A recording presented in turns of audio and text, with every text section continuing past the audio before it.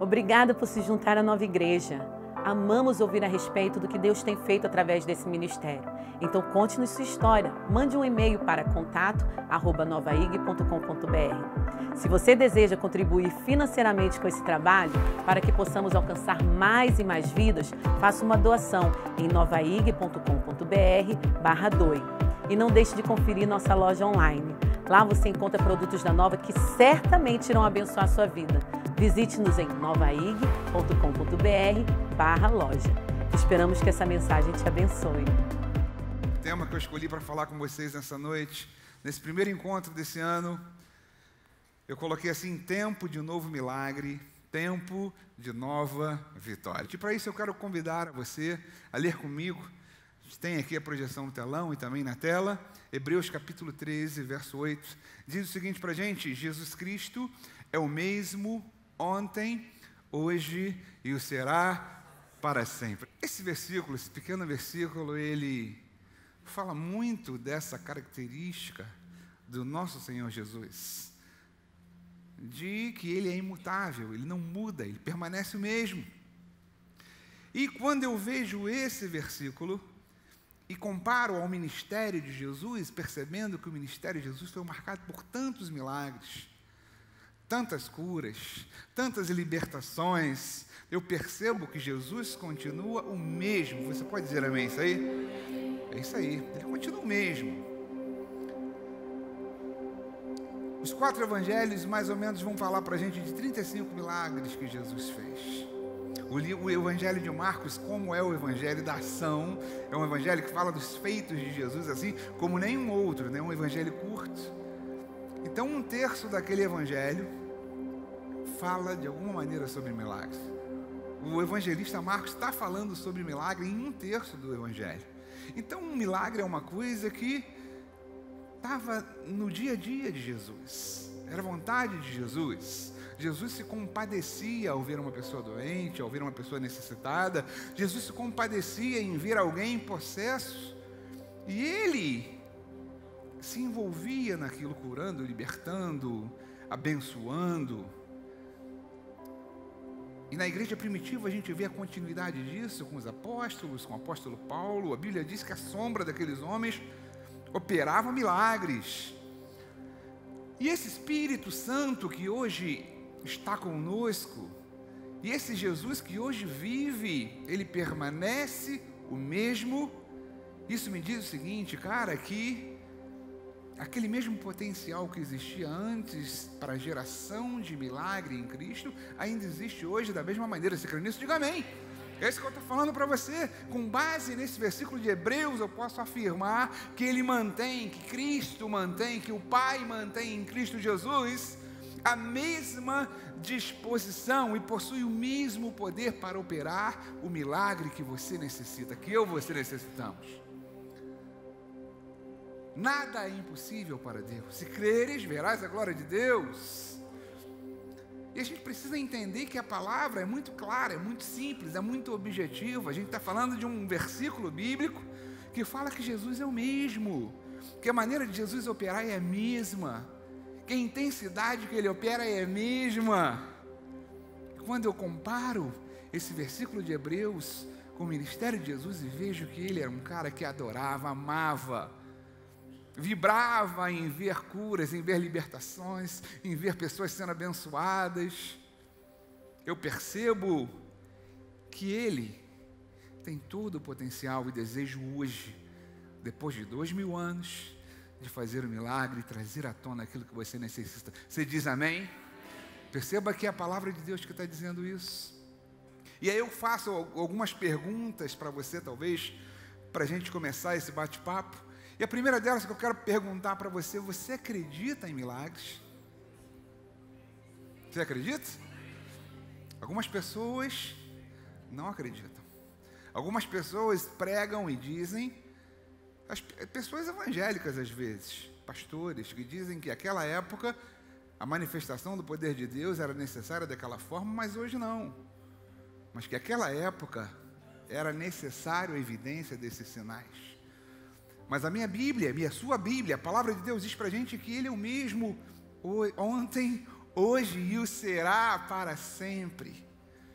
Então Ele cura, diz assim, Ele faz milagres. Você mantém acesa a expectativa do milagre na tua vida? Cara, isso é importante demais, você manter essa expectativa acesa. Estou passando por uma luta, estou passando por uma questão, às vezes difícil, aos meus olhos, mas eu preciso crer que há um que zela por mim, que luta por mim, que vai à frente. Há um em quem eu posso ter segurança. O salmista Davi diz que ainda que eu passe pelo vale da sombra da morte, eu não preciso temer mal algum, porque Ele está comigo. E quando eu vejo essas afirmações desses homens de Deus, eu vejo que Ele toma a frente para fazer o milagre que eu necessito, que você necessita, em que área for. Você acredita que Ele pode operar o milagre na sua vida hoje? Você acredita? Você acredita que Ele quer fazer o milagre na sua vida hoje? Interessante que a Bíblia mostra para a gente uma passagem no Evangelho de Marcos, de um leproso que se aproxima de Jesus, Marcos capítulo 1, verso 40 ao 42. E esse leproso diz o seguinte, aproximou-se dele um leproso, rogando-lhe de joelhos. Perceba as palavras daquele homem, se quiseres, podes purificar-me. Senhor, se tu quiseres, tu podes purificar-me. Jesus olhou para aquele homem compadecido, estendeu a mão, tocou-lhe e disse, quero, fica limpo. Diga assim, quero, fica limpo. No mesmo instante, lhe desapareceu a lepra e aquele homem ficou limpo, aquele homem ficou curado. Aquele leproso, ele sabia que Jesus podia fazer. Ele já tinha ouvido a fama de Jesus, sabia que Jesus estava curando, sabia que Jesus estava operando vários milagres, ele tinha certeza que Jesus podia. Ele sabia que Jesus podia operar o milagre, mas não tinha a convicção de que Jesus queria fazer um milagre na vida dele. E às vezes nós acabamos entrando num rolo compressor de tantos problemas, ansiedades e medos e dúvidas, que a nossa vida é o retrato da vida desse homem. A gente sabe que Deus pode fazer, mas a gente não acredita que Deus pode fazer conosco, que Deus quer fazer conosco. Eu quero dizer para você hoje que Jesus Cristo é o mesmo ontem, hoje e o será eternamente. Se Ele fez milagres, se Ele amava operar milagres, se Ele se compadecia das pessoas naquela época, Ele também continua com essa mesma disposição hoje para nos abençoar, para te abençoar. Independente do tamanho do problema, independente da área que seja o problema, a situação, eu quero dizer para você que Ele quer. E Ele diz para você, olha, eu quero. Ainda que você fale assim, Senhor, eu estou meio assim e tal, e às vezes a gente até ora, faz aquela oração meio descrente, fala, Senhor, se for da Tua vontade. Não tem aquela oração? Óbvio que a gente precisa depender da vontade de Deus, sempre. Mas a vontade de Deus está expressa em Sua palavra. E a vontade para nós é boa, perfeita e agradável. E Deus tem cura, e Deus tem libertação, e Deus tem prosperidade, e Deus também tem para nós um plano de família abençoada. Essa é a vontade de Deus para mim e para você. Sempre, em toda e qualquer situação. Porque Ele não muda. Mas aquele leproso, ele tinha essa certeza, olha, Jesus, eu sei que tu podes, mas eu não sei se tu queres, não sei se é da tua vontade, Senhor, me curar. Ao buscar algo em Deus, eu queria aqui te mandar um primeiro conselho, independente das circunstâncias, independente da situação, independente daquilo que você está vendo, priorize aquilo que a palavra de Deus diz sobre você e sobre a situação que você está vivendo. Priorize isso. É difícil, pastor? É difícil pra caramba, mas a gente precisa aprender a priorizar. Isso é andar na palavra. Isso é estar alinhado à palavra. Você é a imagem e semelhança de Deus. Você possui o Espírito de Deus. Você é um com Ele. João vai falar assim como Ele é, nós somos nesse mundo. Você é alguém que é revestido do poder e de autoridade. Deus colocou sobre você autoridade e domínio. Quando Deus criou o homem, isso eu estou falando de Gênesis, capítulo 1, que Deus te formou a imagem e a semelhança, Deus te deu domínio. Deus chegou para o homem, olha, tenha ele domínio sobre os animais, sobre a terra. E o homem perdeu esse domínio quando pecou, mas em Cristo nós somos restituídos dessa autoridade. E se você olhar o Evangelho de Lucas, vai dizer o seguinte: olha, que eis que vos dou autoridade para pisar em serpentes e escorpiões, e nada, absolutamente nada, vos fará mal algum. Você está revestido com a autoridade de Cristo. Por que você está falando isso, pastor? Daqui a pouco você vai saber. Daqui a pouco a gente vai chegar numa hora em que você vai falar: cara, eu preciso dessa autoridade para falar. Você é um abençoado. Isso é um plano de Deus para a sua vida, é propósito de Deus para a sua vida. Gênesis capítulo 1, Deus formou homem e mulher e os abençoou. Projeto de Deus para o homem. Aí ele chega para esse homem e a mulher e fala assim: olha, tome essas ervas do campo, tome as frutas, os animais, tudo isso é para o seu mantimento. Ou seja, Deus se preocupa com o teu suprimento. Deus se preocupa em suprir as tuas necessidades. É do coração de Deus suprir aquilo que você necessita. No Éden, o homem tinha acesso direto ao Pai. Perdemos com o pecado, mas esse acesso foi restituído em Cristo Jesus. Então se veja como Deus te vê. Se veja dessa maneira. Agora na nova aliança, Deus te vê como um filho amado. E eu tenho minha filha ali sentada, uma delas. A outra deve estar por aí na igreja, numa reunião, está fazendo alguma coisa. A Natália estava por aí também. Não sei se está na geração nova lá com as crianças, mas eu tenho uma filha ali. E quando você tem um filho ou uma filha, você sabe o valor que um filho tem. Cara, é uma coisa sensacional, uma coisa que a gente só aprende quando tem. Por mais que alguém fale, você vai ter um filho, o filho é assim, o filho é assado, não tem jeito. Só quando você tem um filho, você consegue entender essa relação de amor que há entre um pai e um filho. E o pai sempre quer o melhor, sempre quer preservar, sempre que pode quer ajudar. Você é um filho amado de Deus. Se nós, a Bíblia diz que somos pais terrenos, humanos, falhos, a gente quer dar o melhor para os nossos filhos. Ainda mais o nosso Pai Celestial. Ele cuida de você, você crê nisso? E você é um filho amado, você é uma filha amada de Deus. Ele fez você santo, Ele te justificou, em Cristo você é liberto, em Cristo você é perdoado, em Cristo você foi curado. Isaías vai falar que Ele levou sobre si as nossas enfermidades, que o castigo que nos traz a paz estava sobre Ele. Ele te vê como curado. É vontade de Deus que você seja curado, que tenha saúde física, que tenha saúde emocional, que tenha saúde espiritual. A saúde espiritual nós conquistamos quando aceitamos a Cristo. A saúde emocional nós conquistamos quando renovamos a nossa mente na palavra de Deus. Aí a nossa alma começa a prosperar.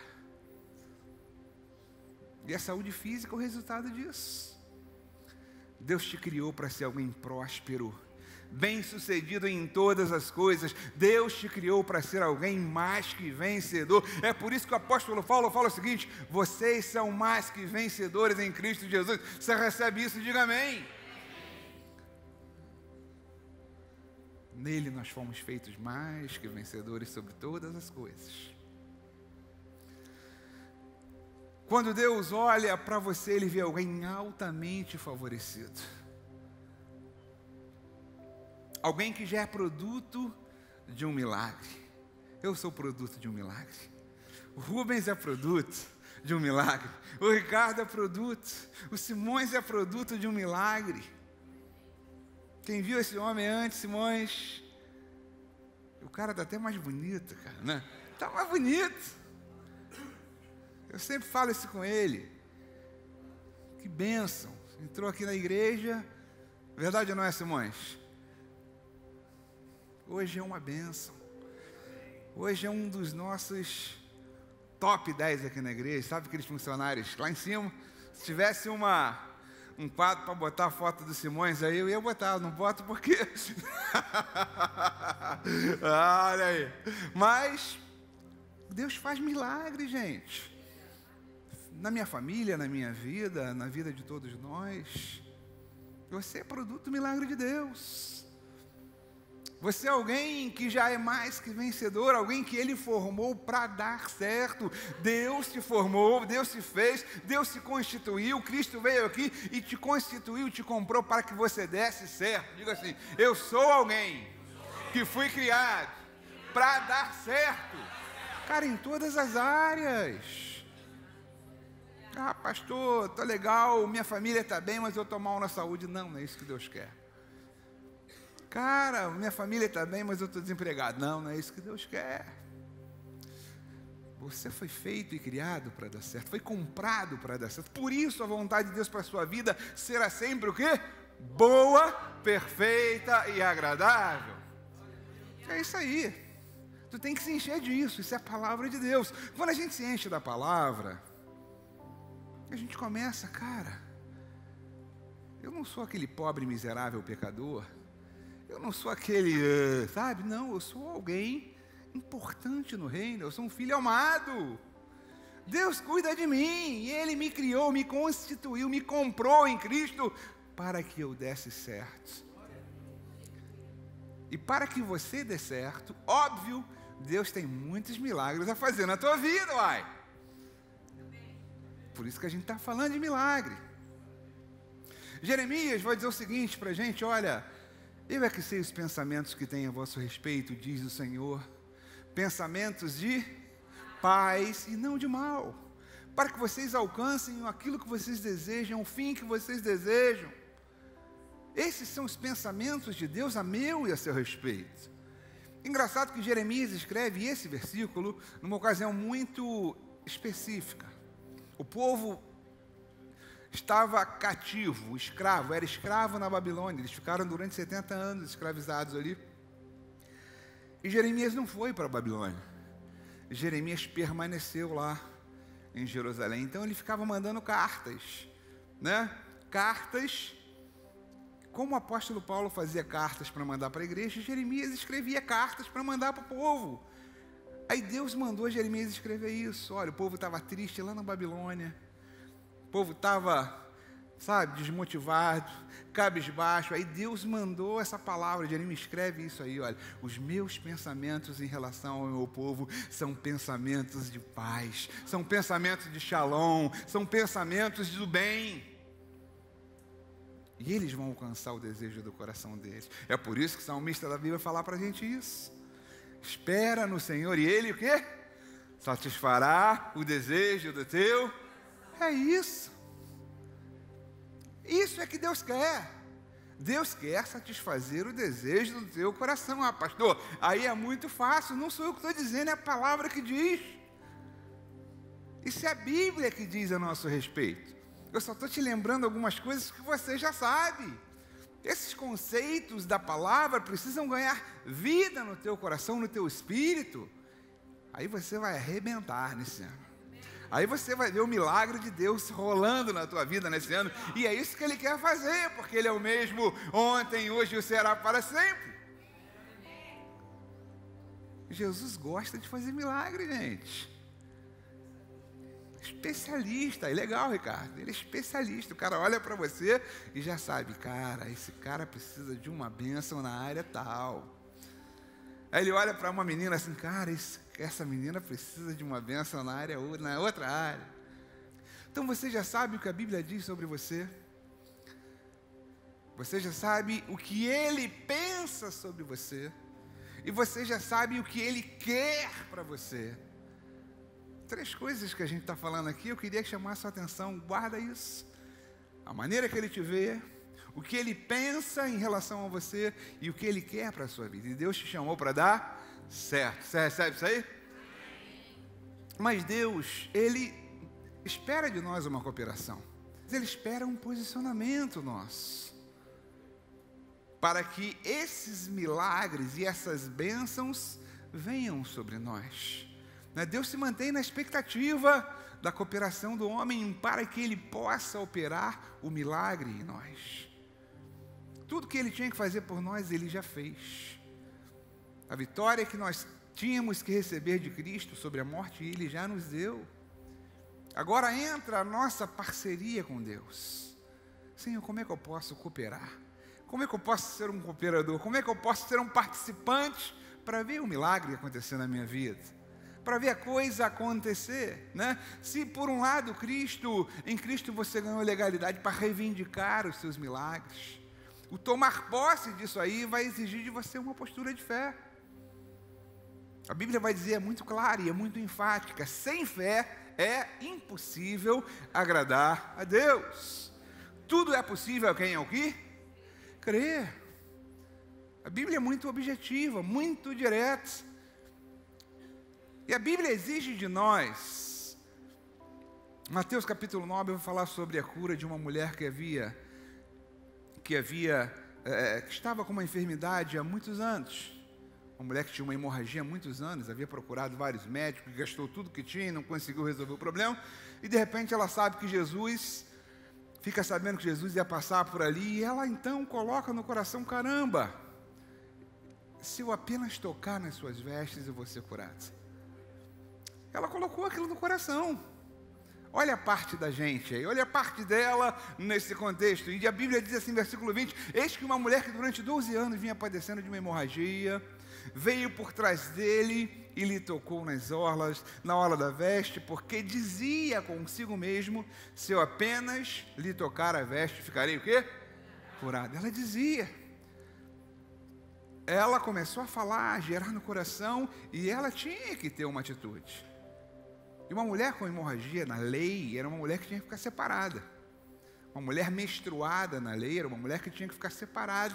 Porque se ela encostasse em outra pessoa, a pessoa agora era uma pessoa contaminada, impura. Ainda bem que a gente está na graça, né? Graças a Deus. Isso aí já foi. Mas era assim que era a lei. E ela agora precisava romper uma multidão. O Evangelho de Marcos conta essa história para a gente mais detalhadamente. Ela falou o seguinte, Jesus estava andando no meio da multidão, estava sendo comprimido por um montão de gente, empurrado para lá, empurrado para cá, e aí no meio dessa confusão, gente para cá, gente empurrando para lá, Jesus, ela vem por trás e toca Jesus. E aí, Jesus imediatamente sentiu que dele saiu o poder. Ele sentiu um toque diferente, ele sentiu o toque da fé. Não era um empurrão, não era um esbarrão, não era alguém passando a mão, era um toque da fé. Aí Jesus olha e fala assim, alguém me tocou. Quem me tocou? E os discípulos agora, depois tu vê no Evangelho de Marcos, vai gostar dessa história.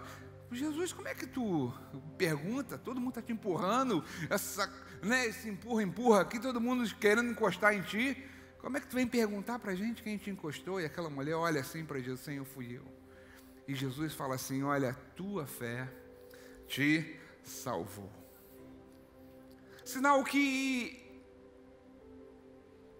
ela foi uma cooperadora de alguma forma. E Jesus voltando-se, vendo-a, disse, tem ânimo, né, tem bom ânimo, filha, a tua fé te salvou. Eu quero me prender um pouco nesses dois princípios, que são os princípios da ação e da confissão. Ação porque ela foi, e ela tocou. E confissão porque ela dizia.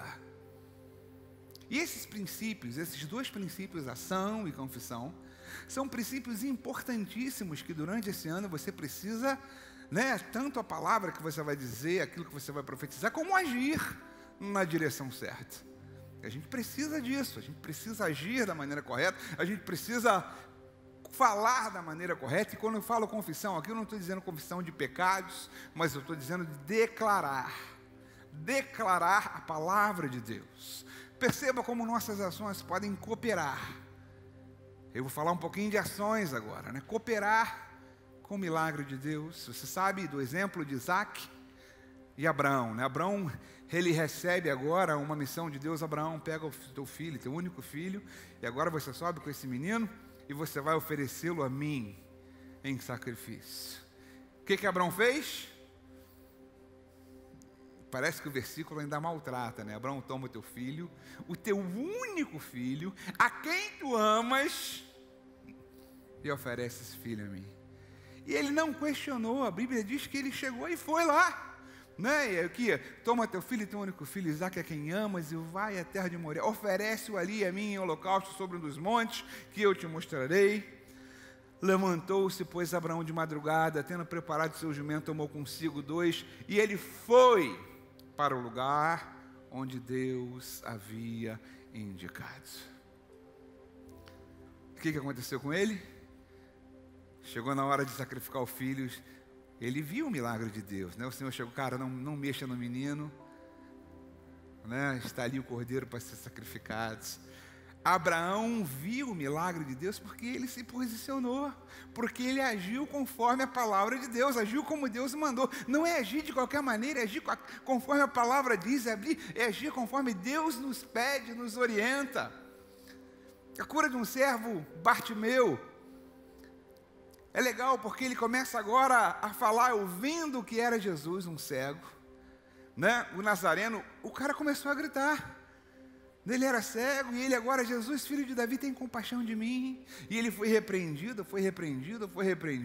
Tentaram calar a boca de Bartimeu, mas ele continuou a gritar cada vez mais alto: Jesus, filho de Davi, tem misericórdia de mim, tem compaixão de mim. E aí Jesus olha para Bartimeu: Bartimeu, a tua fé te salvou. Quando a gente vê a cura dessa mulher hemorrágica, a gente vê esse posicionamento de agir. Então eu preciso agir, eu preciso sair da minha posição. Quando eu olho Naamã, por exemplo, que o profeta fala: Naamã, vai para o rio lá, cara, Jordão, e mergulha 7 vezes e você vai ser curado da sua lepra. Aí ele vai e faz aquilo, agiu naquela direção. Você precisa entender que as suas ações mostram a qualidade da sua fé. E Deus espera de você ações que te levem ao milagre. Posso ouvir um amém isso aí? É isso aí. A fé genuína envolve ação sempre. As minhas ações, elas vão mostrar, espelhar a qualidade da minha fé sempre, não há dúvida disso.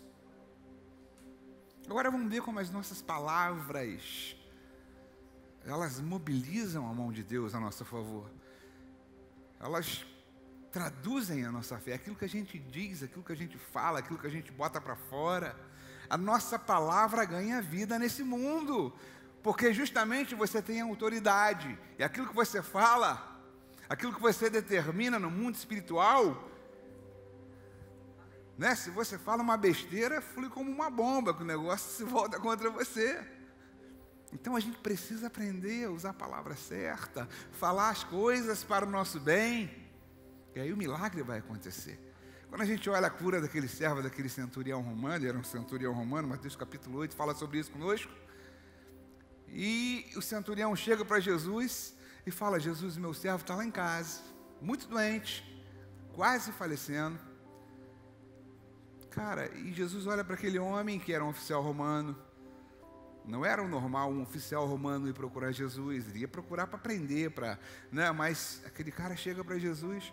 Aí Jesus olhou para aquele homem mais uma vez, Jesus se compadeceu, Jesus quer operar um milagre, Jesus quer curar. Vamos lá, eu vou na tua casa, eu vou lá. E aquele cara fala o seguinte: Jesus, não fala não, Senhor, não precisa ir lá, apenas manda. Olha só, o cara não diz nem fala, né? Apenas manda com uma palavra. Perceba como o cara entende e reconhece a autoridade de Jesus. Ele viu Jesus, né? Que o meu servo será curado. Eu não sou digno de quem entres na minha casa, não. É só tu abrir a boca e falar que o meu servo será curado. O que aconteceu? O servo do cara foi curado, o milagre aconteceu, né? Mas o centurião respondeu, Mateus 8:8, Senhor, não sou digno de que entres em minha casa, mas apenas manda com uma palavra e o meu rapaz será o quê? Curado. As nossas palavras espelham a nossa fé. Aí, sabe o que aconteceu? Além do cara ser curado, Jesus olha para aqueles discípulos todos que estavam em volta e fala assim: cara, que cara é esse aí? De onde saiu esse homem? Nem mesmo em Israel achei fé como essa. É como se ele falasse: nem mesmo em Abraão, nem mesmo em Davi, nem mesmo em Elias, nem mesmo em Josué, nem mesmo em Daniel, nem mesmo em Isaías, achei fé como a desse centurião romano. Por conta de uma palavra. Ezequiel no Vale dos Ossos Secos, capítulo 37. Deus chega para Ezequiel, o Espírito veio a Ezequiel, o profeta Ezequiel, e a Bíblia diz que o Senhor levou Ezequiel a um vale de ossos secos e perguntou: Ezequiel, é possível que esses ossos aqui revivam? E aí Ezequiel olhou e falou assim: Senhor, não sabia o que ele ia dizer. Ele deu uma resposta politicamente correta. Ele disse: não, tu sabes, né? Senhor, tu sabes. E aí Deus fala o seguinte: profetiza esses ossos e dize-lhes, e fale, e determine, ossos secos, ouvi a palavra do Senhor. Perceba que Deus não manda o cara falar qualquer coisa. Deus manda o cara chegar lá e falar o seguinte: ossos secos, ouvi a palavra do Senhor. O que eu devo falar? Como deve ser a minha palavra? Como deve ser a minha profecia? Como deve ser o meu determinar? Que eu agora tenho autoridade para isso. Por isso que eu te mostrei que você é a imagem e semelhança de Deus. Você tem a autoridade de Deus sobre a tua vida. E aí você vai determinar aquilo que a Bíblia diz, né? Ouvi o que a palavra do Senhor diz: eis que farei entrar espírito em vós, e vivereis, e porei tendões sobre... E daquele exército, daqueles ossos, agora se levanta um exército. E aí o Espírito Santo fala: agora profetiza para que o Espírito venha e entre nesses, né? E ele mais uma vez profetiza, mostrando para a gente. Depois te dá uma olhada aí, Ezequiel capítulo 37, interessante. Eu estava com a minha Bíblia aqui, já para ler isso com vocês aqui, mas a hora está avançando e eu tenho que avançar também, né? Não posso, senão a gente fica aqui fazendo uma vigília e não é o caso. Não, tudo bem no próximo. Mas a gente precisa entender que há liberação de fé nas palavras que saem da minha boca, da sua boca, das nossas bocas, dos nossos lábios. Quando eu falo, eu libero fé. Quando eu falo, eu libero poder. Quando eu falo, alguma coisa acontece. Quando eu olho para a enfermidade e repreendo, assim diz o Senhor, Ele levou sobre si, Jesus levou sobre si. Quando eu olho para a miséria, para o desemprego, eu digo: assim diz o Senhor, assim diz a palavra, que não me faltará, que Ele me suprirá, que Ele cuidará de mim.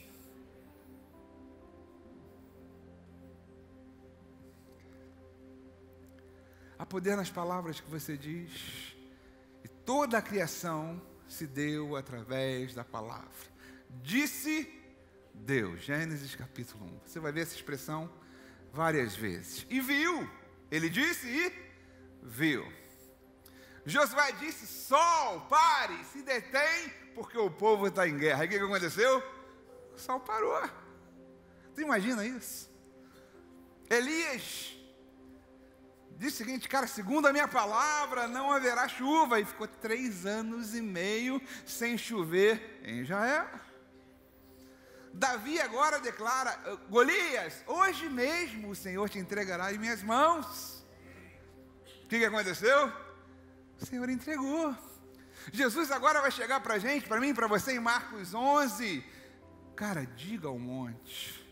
Se você olhar para o monte e disser para o monte que está na tua frente, e o monte não é uma montanha somente, mas é um problema, é uma situação, é um momento de crise, é o ataque que surge. Se você olhar para aquele monte e disser: ergue-te, lança-te daqui para o mar, e não duvidar no seu coração, assim será contigo. Você crê nisso? A gente precisa estar alinhado. Esse alinhamento com a palavra de Deus é fundamental para a gente ver o milagre de Deus. Diga: fé é ação e confissão. A gente vai falar muito sobre isso esse ano. Esse culto é um culto que a gente fala sobre fé, a gente ministra sobre fé, a gente fala sobre posicionamento de fé, de vitória, porque vitória é fruto de fé. Vitória é fruto de fé, é consequência de fé, é consequência de um posicionamento no falar, no agir. Aí Deus vai trazendo vitórias, Deus vai trazendo milagres. Mas pastor, cara, eu não sei como Deus faz, mas Ele faz. Você já sabe o que Deus pode fazer, você já sabe o que Deus quer fazer, e agora você já sabe também o que Deus quer que você faça. Como que você vai participar desse milagre? Com a tua cooperação, onde você entra? Pastor, eu sou abençoado pelas minhas obras. Não é nada disso que a gente está falando. Eu só estou falando de um posicionamento de fé, que foi ensinado por Jesus, que foi mostrado, sabe, exaustivamente na palavra de Deus, no Antigo e no Novo Testamento. Isso é um posicionamento. E quando eu me posiciono alinhado com a palavra de Deus, Deus faz grandes coisas. Deus nos abençoa. Deus faz brotar água no deserto. Diga assim: Deus é por mim. Seja um cooperador para que o milagre de Deus se concretize na tua vida, trazendo para você nova vitória, uma nova vitória. Você é um participante disso. E eu quero finalizar contigo, te lembrando que aquele que começou a boa obra na sua vida, há de completá-la em Cristo Jesus. Você pode declarar isso comigo? Diga: aquele que começou a boa obra na minha vida, há de completá-la em Cristo Jesus. Hoje é tempo de novo milagre para você. Hoje é tempo de nova vitória para você.